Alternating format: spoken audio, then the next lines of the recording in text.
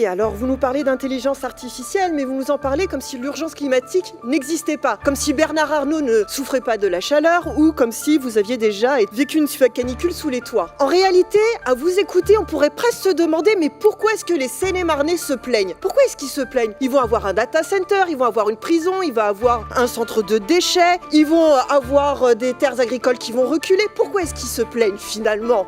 Vous les dotez si bien. Peut-être qu'ils se plaignent parce qu'ils ont des raisons. Parce que quand on leur enlève 90 hectares de terres agricoles, c'est un problème. Quand il y a un data center qui va déverser 15 tonnes de polluants éternels, vous n'en avez pas un mot, vous ne l'avez pas dit une seule fois. Quand on a des data centers qui participent au réchauffement climatique dans un rayon de 10 km, eh bien vous êtes en train d'annoncer par exemple à la population de Melun que leur température va augmenter en moyenne de 2 degrés. Et vous leur dites ça en pleine canicule. Vraiment, il ne faut pas avoir honte quand même pour parler ainsi et pour ne jamais avoir ces mots-là. Ne jamais parler de ces conséquences-là. Parce que ce sont des conséquences directes. Mais rien ne m'étonne venant de vous. Vous applaudissez Retailleau quand il dit il faut supprimer le principe de précaution. On voit très bien où vous voulez nous emmener. Vous voulez nous emmener sur la précarité de nos santé, de nos vies, de notre environnement et vous pourrez toujours compter sur nous pour vous en empêcher.